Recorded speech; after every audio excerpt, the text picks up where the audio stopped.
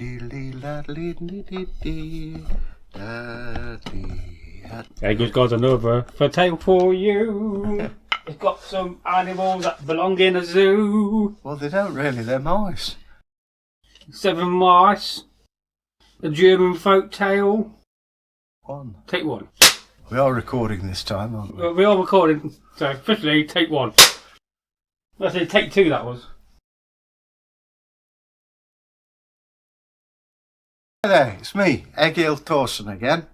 And I've got a folktale for you. But before we get cracking, why don't you sit down, relax, have something nice to drink or eat, and I'll tell you a story. Those of you who follow us will know that I had trouble with mice. And they are beautiful creatures, but they don't belong in my house. Anyway, that's moved on, but this story is about mice. Now, it comes from Germany, and it so happened, way up in the Bavarian forests, there was a woman. Oh yes, they're still out there. And she had 7 little daughters. And they were beautiful little daughters. The kind of children that make you sick when you're at school. Oh, hello, Mummy. Hello, darlings, said the mother, only German. And when she went out, they played well and did as they were told. God, dear. Anyway, it was Good Friday, and Mama decided she was going to church, as all good Christians did, and said, darlings, yes, Mummy dear, yeah, I want you to behave yourselves. Whatever you do, do not look behind the stove. Okay, Mumsy. And off she went to church. While she was away, the children, who were dressed in brightly coloured dresses, were playing all kinds of things, and they got bored. Here, yes? Do you think we ought to have a look behind that stove? Oh, Mummy said no. Yeah, well, Mummy won't know, will she? You know. Okay. And so it was. The youngest child had a look behind the stove, and there on a nail was a bag.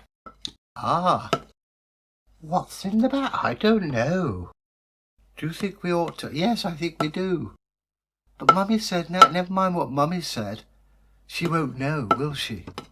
Oh, I suppose not.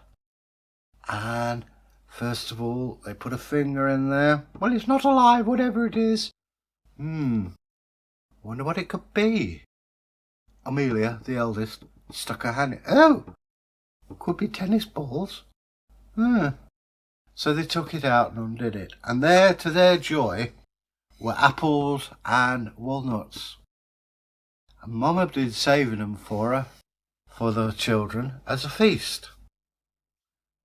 They were good little girls, but they weren't that good, because they ended up cracking those nuts open, munching those apples, and they tasted very nice indeed. And they consumed all of it. There wasn't a single thing left. But they did put the bag back behind the stove. In comes Mother. La, la, la, la. What? There were the children sitting around, smiles, but on the floor were apple cores and walnut shells. You terrible children! You awful children! Why, you just acted like mice. In fact, I wish you were mice. And with a flash and a bang, 7 little girls turned into 7 little mice, each one with a red dot on their head, because they had red caps, a bit like me, and brightly coloured and white underneath. The mother was astounded. Then she got the brush and started to try and sweep the mice away. There was such a noise, such a commotion.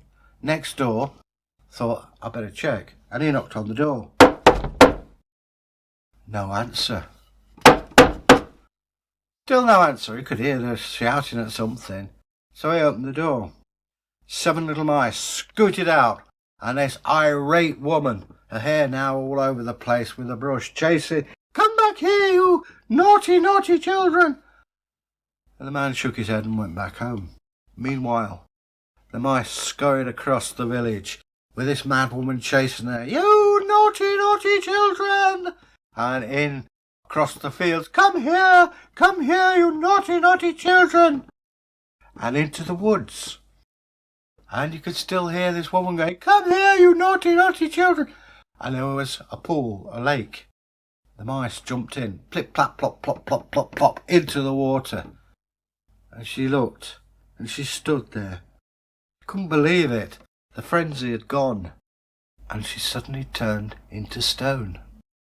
And it is said that they will remain in that state forever. But at midnight, all the mice come out and dance around the stone, and then plop, plop, plop back into the river. Should there be another woman come along with 7 sons, the same age as her daughters, she should touch the stone.